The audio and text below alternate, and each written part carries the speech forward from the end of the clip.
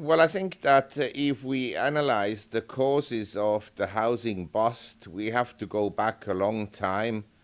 Uh, in fact, actually to the 1980s when credit began to grow at a faster pace than the economy, and debt to GDP expanded very rapidly. And what we then had is in 1990 an SNL crisis, and basically the system was bailed out at that time. And then we had in 94 the tequila crisis, and again the system was bailed out, largely because at that time Goldman Sachs and some banks and investors held large positions in Mexican bonds. So the Treasury, against the advice and against the will of Congress, bailed out Mexico essentially to protect financial interests. And then we get to 1998 and we have the LTCM crisis. LTCM would have gone bust, but again, LTCM was bailed out by the Fed and the Treasury, and it was again to protect the financial system. And then we come to the late 1990s. We had a housing bubble. We had in the late 1990s a tech bubble, and the head of Y2K, the Fed, was concerned that Y2K would be a problem, so they flooded the system with liquidity. And the Nasdaq, which had been already very elevated in 1997, between August 99 and March 2000 doubled. And then we come to the collapse of the Nasdaq, and the Fed was concerned about the deflationary recession. And as it was the case with the tequila crisis, with LTCM, they again bailed out the system by flooding the system with liquidity and pushing the Fed fund rate down from 6.5% to 1%. And this led again to very rapid credit growth, because essentially financial institutions could borrow money at very low rates.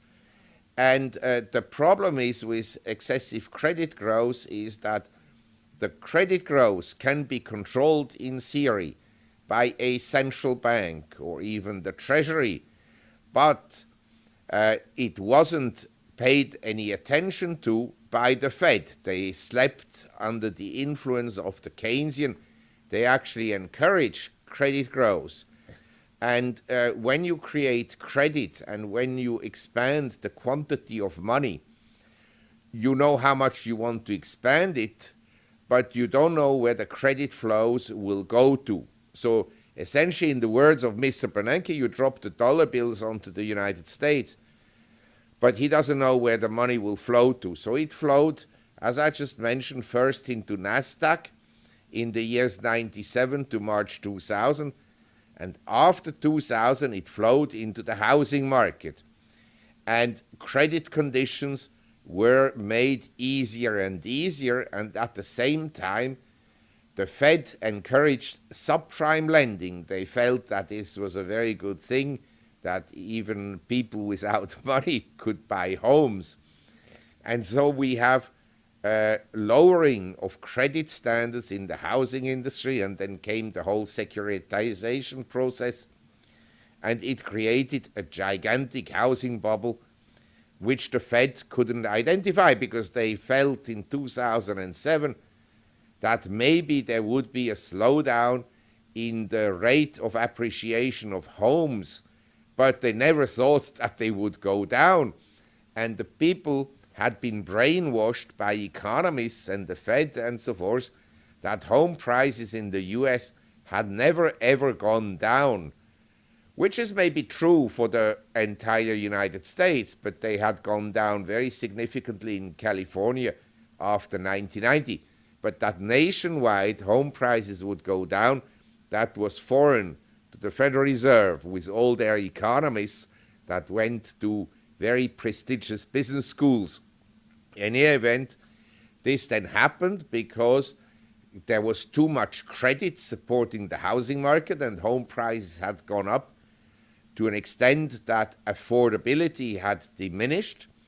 And as I just mentioned, the credit standards were no longer existent. In other words, whereas 10 years ago, someone may have bought a house and paid down 20 or 30%, by 2000, he could refinance his home with essentially no collateral. In fact, there was a lot of fraud where a house had appreciated from $100,000 to $200,000. It was then refinanced with a mortgage of $220,000 or even $300,000. So there was to start with no collateral. There was just the expectation that the house would continue to appreciate. And eventually the housing market came apart because of oversupply and lack of affordability. And then the whole credit bubble that was focused on the housing industry unraveled.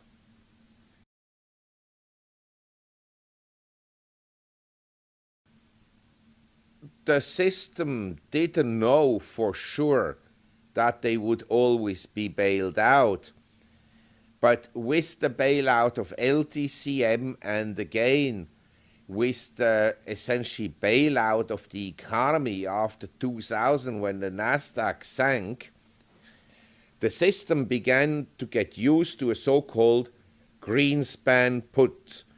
And when Mr. Bernanke became Fed chairman in 2006, the saying was, there is a Bernanke put with a higher striking price.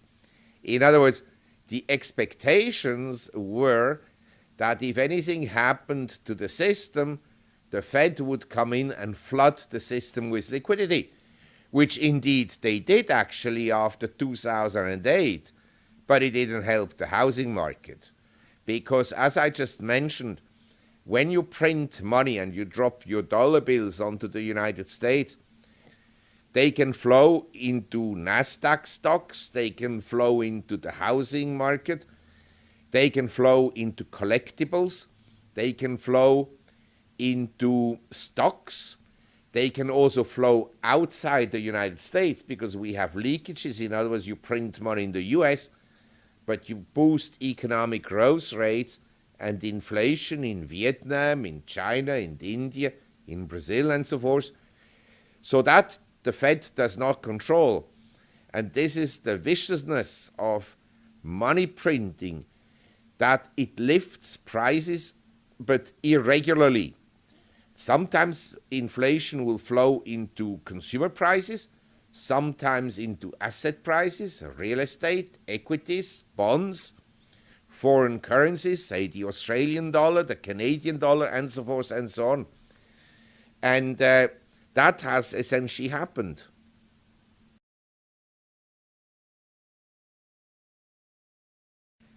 Well, they played a very significant part in distorting the market because these government-sponsored enterprises were able to borrow money at essentially almost the same rate as the government was able to borrow because they were perceived to be guaranteed by the government. In addition to that, they were very badly run because they were government institutions basically, and also highly corrupt institutions. And so they abused the system actually more than anyone else. And of course, when the housing market went down, with their leverage, which was even higher than the leverage in banks and in brokerage firms, they went essentially bust, and the taxpayers had to bail them out.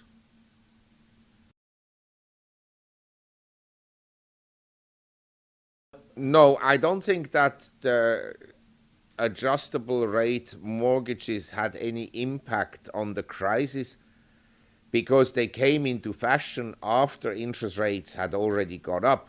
The Fed fund rate had bottomed out in June 2004, and the really a big wave of adjustable mortgage rates came in 2005, 2006, when rates were already high. And actually, the adjustable mortgage rates, they were at the time lower than, say, a fixed 30-year mortgage. And they were actually encouraged by people like Mr. Greenspan, who argued that, yes, if you could borrow at a lower rate, you should do that. The problem with adjustable mortgage rates is that obviously if in future interest rates should go up substantially, then this could become a problem. But that problem also exists for the entire treasury bond market, the treasury note market, treasury bills, for all the countries, Western countries in the world. If interest rates go up substantially, they will have a very big problem, because then the interest payments on the government debts that have exploded in recent years will become extremely burdensome.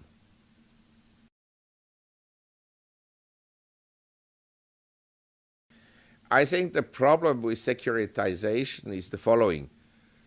If I go, say I live in Atlanta, and then I go to a local bank and borrow money from the bank, you have a bank manager, the employee will come and check the house and see the value of the house, and he will give you a mortgage based on your family and your income and the value of the house. By the way, in America, mortgages are non-recourse. In other words, only the house serves as a collateral for the mortgage. In other societies, you are liable for the mortgage with all your assets, not just the house. And that breeds a more conservative culture among the buyers of homes. So this is something that the US should consider, to make people more responsible on a personal level than just having the house as a collateral for the mortgage. The securitization process, the problem with it is that the lenders of or the buyers of mortgages, they have no clue of the house that serves as a collateral. And what happened is that they were packaged into mortgage-backed securities with thousands of homes serving as a collateral, and then they were leveraged up. And that led to, as I mentioned, essentially an increase in risk-taking, increase in leverage, and that was certainly part of the problem when the housing bubble burst.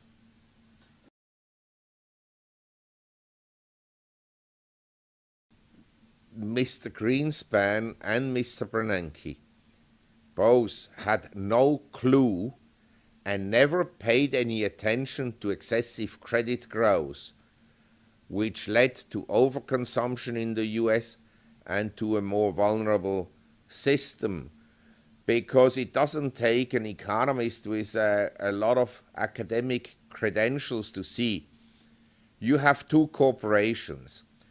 My company has no debts, and my friend's company leverages up, all the income is spent, and for further expansion, they borrow money. So over time, my friend's company becomes very leveraged, whereas my company has no debts. Then comes a business downturn. Which company is more likely to go bust? Mine with no debts, or my friend's company with a very high level of debt compared to the equity? In a downturn, he's going to be toast. And the same applies to an economic system.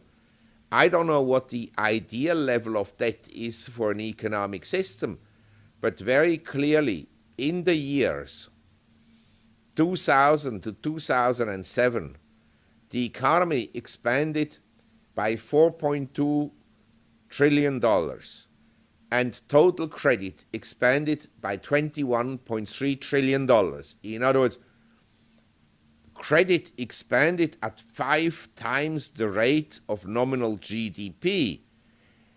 Clearly not sustainable in the long run. And the entire problem of the Western world is that by increasing the debt to GDP between 1980 and 2007, and in some countries it has actually continued to increase debt to GDP. They borrowed growth from the future, from future generation, from future years. So as the system becomes more leveraged, you can overspend, but you become more vulnerable. And so that is really the problem of Mr. Greenspan and Mr. Bernanke. And when the crisis erupted, especially Mr. Bernanke, who was by then Fed chairman, he thought that the housing market would maybe decline somewhat, but that the crisis in subprime lending, because there were a few subprime lenders at that time that got into difficulties, that it was well contained. That is the problem. And Mr. Greenspan and Mr. Bernanke, they always maintained, oh, we don't know how to identify bubbles, but if a bubble bursts, we can take extraordinary measures like flooding the system with liquidity. So they never paid any attention to excessive credit growth.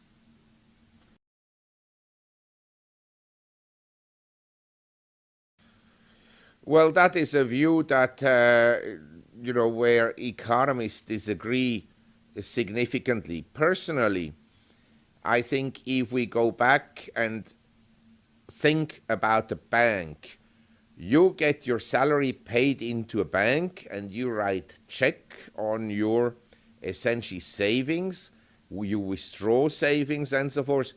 So a bank has to some extent a social function. You deposit money with the bank and you hope that the bank will repay you that money. In other words, there is a fiduciary duty of a bank. And a bank should be a store of value. But partly because of the removal of Glass-Steagall, banks became more and more leveraged, and banks used more and more capital of the depositors to actually speculate. So the leverage of banks in the last 20 years increased dramatically, partly also because of the bailouts I just mentioned of LTCM, and before that of the tequila crisis of Mexico, and because of the bailout of the system after the NASDAQ broke down. And so again and again, the leverage of banks became larger. There was also another element.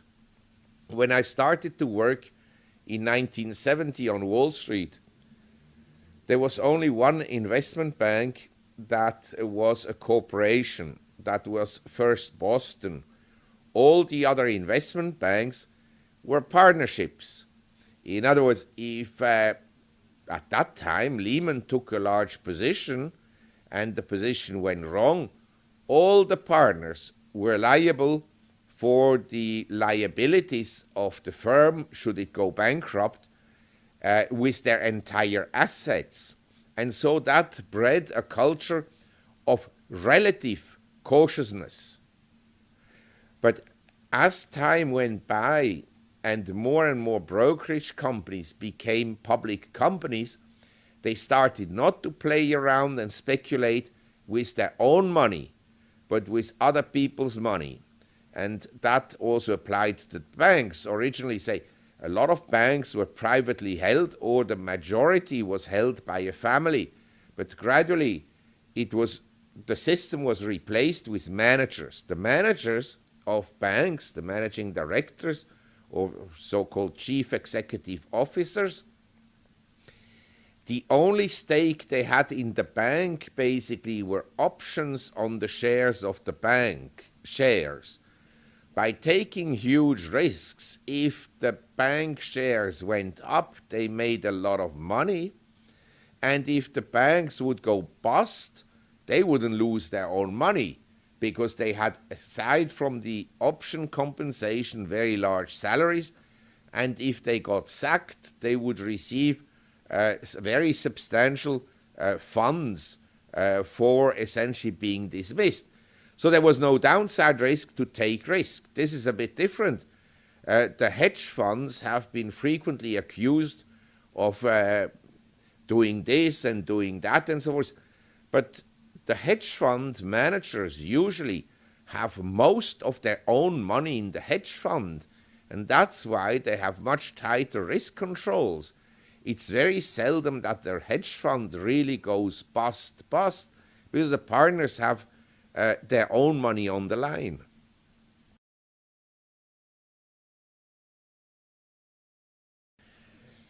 I don't think they should be more regulated, but I think that if a financial institution goes bust, it should be let go bust, because that's the principle of capitalism. In other words, in a capitalistic system, you reward the prudent investor, the prudent businessman, companies that perform well in terms of management, in terms of skills and so forth, and you punish the ones that perform poorly or the ones that are imprudent. If you don't do that, you go into a system of socialism where everybody is always protected by the state, and that is then very negative for economic growth.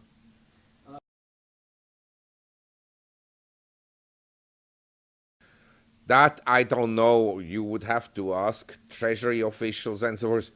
I mean, Drexel Burnham, I was working at that time at Drexel Burnham, and when they went bust in February of 1990, and at that time, people on Wall Street and in governments and the establishment simply didn't like Drexel.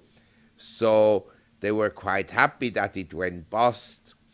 In the case of Lehman, there may have been an element of jealousy among other people on Wall Street, and they were maybe quite happy to see it go bust. But Lehman going bust was just a symptom of extensive rot in the financial system. It didn't cause the financial crisis. The financial excesses, the excessive leverage, caused essentially the demise of Lehman.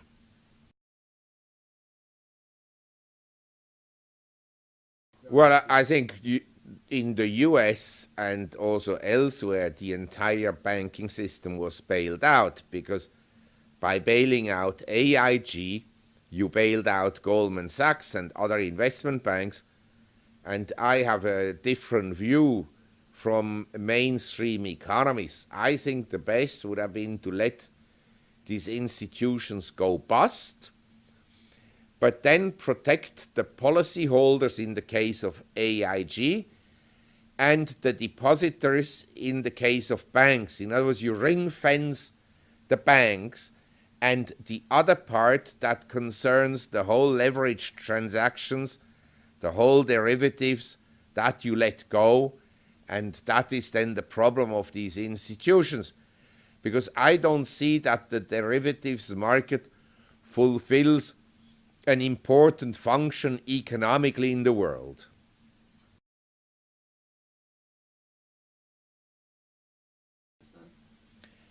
To some extent, yes.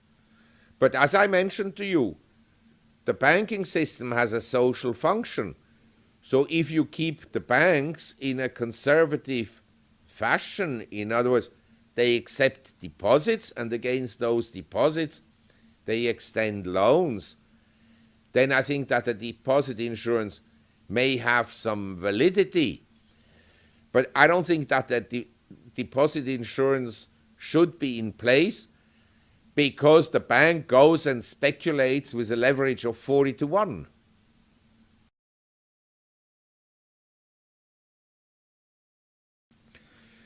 Well, basically, I think that one would have to be very careful with using quantitative easing and only apply it in very extreme situations, but not give a signal to the market that each time there is a problem, there'll be quantitative easing, because it's like giving to a patient antibiotics. Next time you give them, you need a larger doses, and the third time an even larger doses, and eventually the bugs, they get used to the antibiotics and there's no more reaction. And the big question is, if you inject money into the economy, as I pointed out earlier, if you drop the dollar bills into essentially the banking system, into the financial system, it may not flow to the working class, it may not flow to the lower middle class, it may not flow to the middle class at all. It may remain among a select few institutions, and by boosting asset prices, it may actually lead to higher wealth inequality. And so it's very problematic. Not long ago, Sheila Bair, who was at the time FDIC chairman, she proposed that a better way would be to lend each household $10 million interest rate free. I would say instead of lending $10 million each household interest rate free, you could also hand out a gift to every man, woman, and child in the US of $10 million. By doing that, you would create instantly an economic boom. Everybody would rush out and buy a car, go on holidays, buy consumer goods, frequent restaurants, go to the movies, and so forth and so on. But once the money is spent, what do you do then?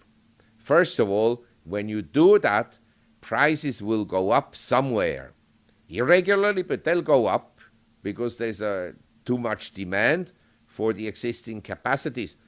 And I suppose if other countries wouldn't do that gift of $10 million to each man, woman, and child, that the dollar would weaken substantially against other currencies. And there'd be inflationary pressures. But you could essentially do that all over the world and give to each citizen in the world $10 million. But you understand, you can't create prosperity by just handing out paper money.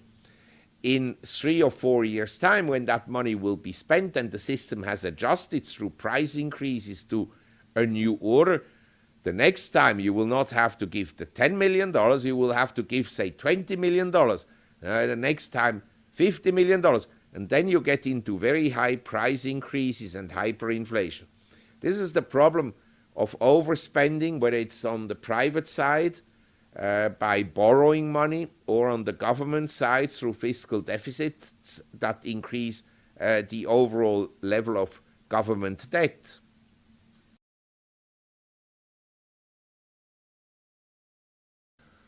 Well, basically, what happened is that the Fed was very successful at bringing down short-term rates, but longer-term rates stayed relatively to short-term rates at an elevated level. And through Operation Twist, they went in and bought government bonds, notes, the 10 years and the 30 years, and so they lowered interest rates on these instruments. But I'm not sure that this had a huge impact on economic activity. And it, again, distorts the marketplace, it creates misallocation of capital, and it allows the government to borrow money at essentially very low rates, which then increases the deficit even more.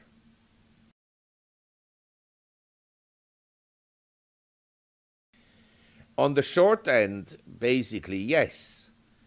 The question is, will it be desirable to hold rates down if, say, for one or the other reason, consumer price inflation would pick up substantially? In my book, the consumer price increases around the world is, of course, larger than what governments are publishing. Say in the US, for the typical household, I think that the cost of living are rising at around 5 to 8% per annum. Some people think at an even higher rate. But say 5 to 8%, I think, would be a fair assessment if you count in healthcare costs, insurance premium costs, the increased contributions that you make to the government in form of indirect taxation, higher parking fees, higher fines, higher local taxes, and so forth and so on. So I think that we have actually already today artificially low interest rates that are again creating some misallocation of capital.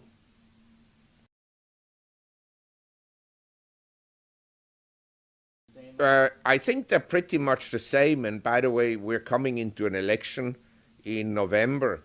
I don't think there will be a huge difference whether Mr. Obama is elected or Mr. Romney. They're both going to continue to overspend. In other words, they're not going to cut spending dramatically. Under Romney, military spending will be higher, and under Mr. Obama, handouts will be larger, but the spending as a percent of GDP will stay at a very elevated level, and I doubt that they can increase taxation sufficiently. So my essential view is that the deficits of the government, the so-called fiscal deficit, will remain comfortably at above $1 trillion annually. That will increase the government debt very significantly over the next 10 years.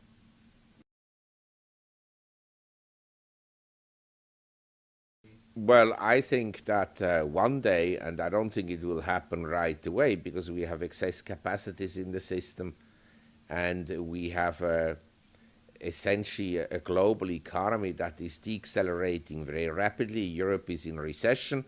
The Chinese economy is weakening significantly, and so forth. So I don't think that interest rates will go up right away. But say down the road, in 3 years, 5 years or so, interest rates could go much higher than is perceived for a variety of reasons. One of them being obviously that if the economy stays weak, the fiscal deficit will rather increase, possibly to $2 trillion, possibly even more. And you have more and more government debt as a percent of the economy, and at some stage, as in the case of Greece, Spain, Portugal, Ireland, Iceland, and so forth, the quality of this government debt goes down, and people realize, yes, the US government will repay its debts and they will pay the interest on the debt, because they can print money. But they will realize that this money that they are repaid in will have lost its purchasing power against assets and against, say, precious metals. So people will no longer trust to buy government notes, bonds, and bills.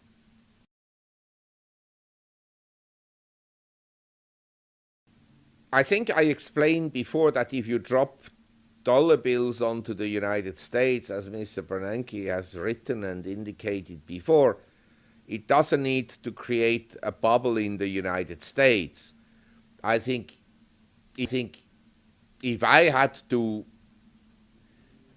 bet that there is somewhere a bubble, there has been a bubble in emerging economies. There has been a bubble in the Chinese housing industry.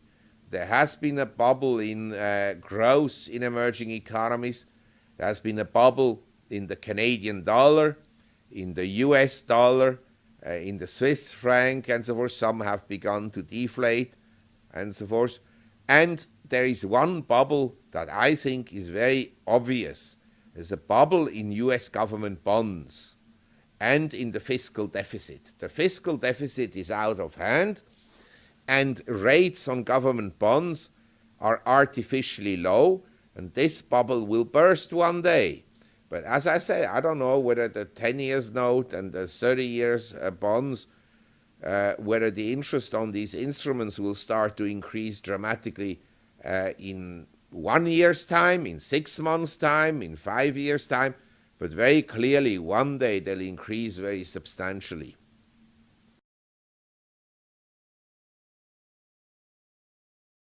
Well, basically at the present time, the view is this.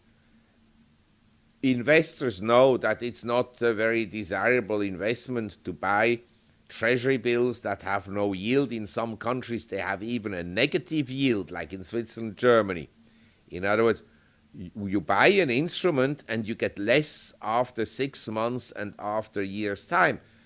But these people they argue, well, we're not so interested in losing just 0.5% or 1% per annum, but we want to avoid losing 30% per annum or losing everything. So a lot of money that was deposited in the interbank market doesn't trust the interbank market anymore. So that money flows. Let's say you're the treasurer of IBM and you have substantial liquidity that you want to place, and you want to place it safely. You may not give it to a bank, but you may buy treasury bills, because maybe you lose 0.5%, maybe you don't lose anything, but at least it will be repaid to you. With the banks, you're not sure that it will be repaid to you.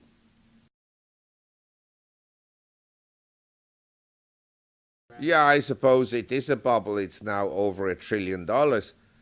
I think that eventually there will be some debt forgiveness for students. But very clearly it has an impact on the lives of young people, in the sense that if someone has very large student debts, he may not be able to buy a house, and so he has to go and rent. And if he has to rent, by renting and not buying, he will push up the rents. And I have friends, they own apartment buildings, rentals, so-called rentals, and the rents have actually trended up. So, again, there is a distortion there. And a lot of people go to college and they go to universities and they study things that are basically useless.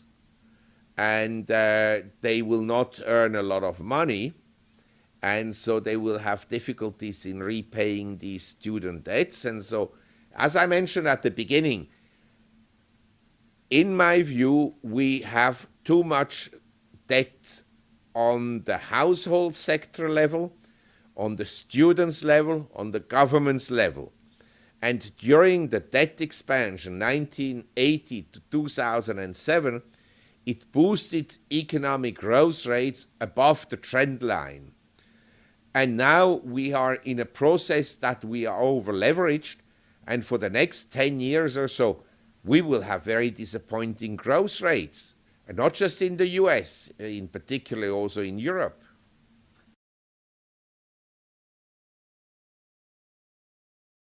I don't know how high they will go, but I think in an environment, and I talk occasionally to central bankers, their view is actually that the problem is that they didn't inject enough liquidity, and the views of the Keynesian, like Mr. Krugman, is that the fiscal deficits are far too small. You understand?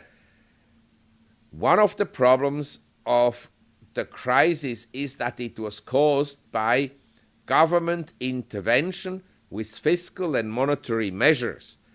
Now they tell us, well, we didn't intervene enough. Yeah, if they really believe that, they should go and live in North Korea, where you have a communist system. There the government intervenes into every aspect of the economy, and look at the economic performance of North Korea.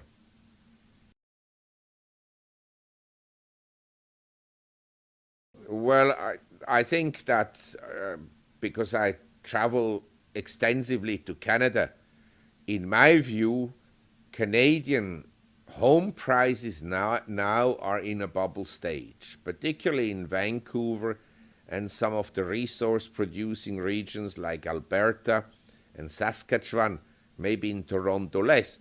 But I think if I look at Canada today and Canada 10 years ago, 10 years ago Canada was inexpensive, and today it's very expensive. It's much more expensive than the US. It's probably also a much nicer country than the US. But I think they have some bubble symptoms as well. Household debt as a percent of the economy is larger than in the United States as well as in Australia. So these are bubbles that you asked me before. These are bubbles that have developed. There was also a bubble in 2008 in commodity prices. Commodity prices went ballistic. And obviously since then they have declined quite substantially.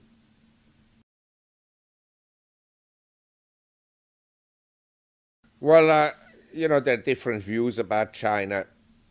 I went to China, unlike some other people that turned very positive about China, who just been there for the last few years.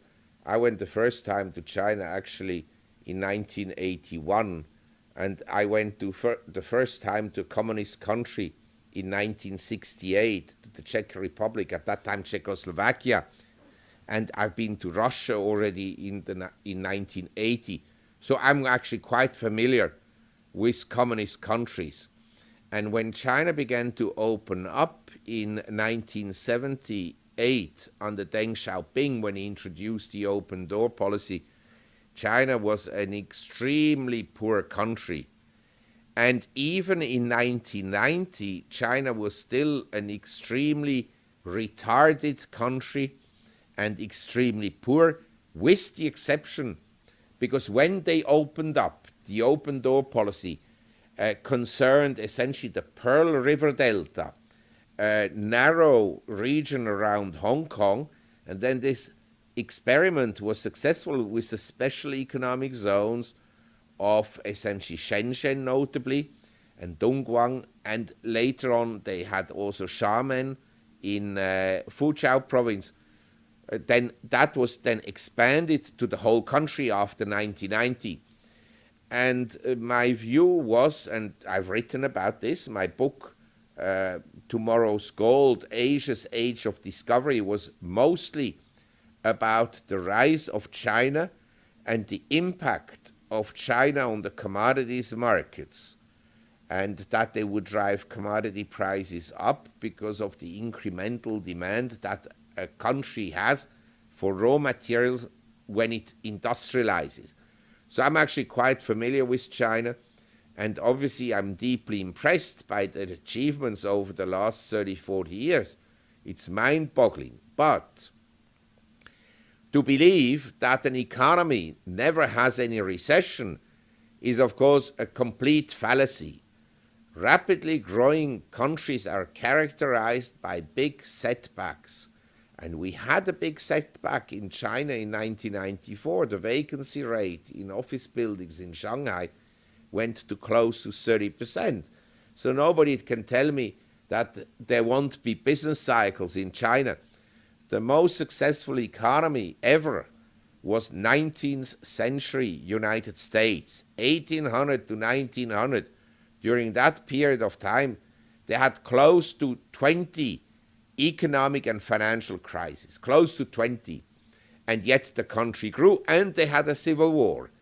So in China, many things can happen. Doesn't change the fact that maybe long term it will be a very prosperous continent. It's not a country. The size of China is like, in terms of population, is like Europe and the United States times 2, twice as large. So we're dealing with provinces that are as large as France, others are as large as Italy, others are or will be as large as Germany. It's a huge continent, and I'm sure there will be plenty of opportunities. I'm just saying the Chinese economy, if you look at the present statistics, has been decelerating very rapidly, and in my view at the present time it is hardly growing. The statistics published by the government may not be very realistic, and I think there is the potential that the Chinese economy actually crashes, that you have even social problems. Possible. We can also have social problems in Europe and in the US. We can have it anywhere. Just to sit there and say everything will be fine, I think this is the wrong attitude. Everything can happen. And I would be very careful, because the Chinese economy on the margin has a much larger impact on raw material demand, on raw material pricing than, say, the US or Europe. If the US grows at 2-3% or contracts at 2-3%, has hardly any impact on the demand for copper, for iron ore, for steel, for nickel, aluminum, and so forth. If the Chinese economy grows at 10%, only 3%, makes a huge difference on the demand for these raw materials. And so I would be essentially very concerned if I felt, and I do feel that way, that the Chinese economy is decelerating. And by the way, commodity prices would not be as depressed as they are now and would not have performed as miserably since July 2008 if nothing was wrong with China.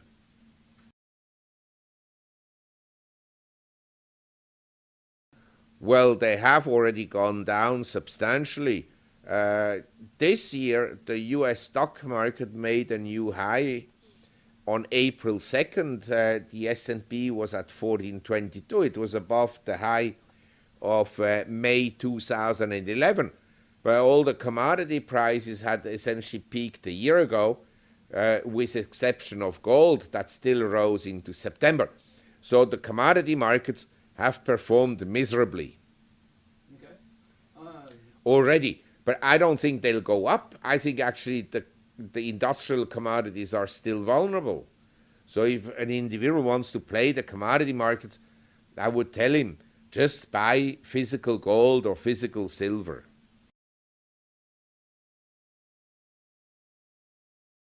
Well, I think the US dollar will remain for the time being a reserve currency.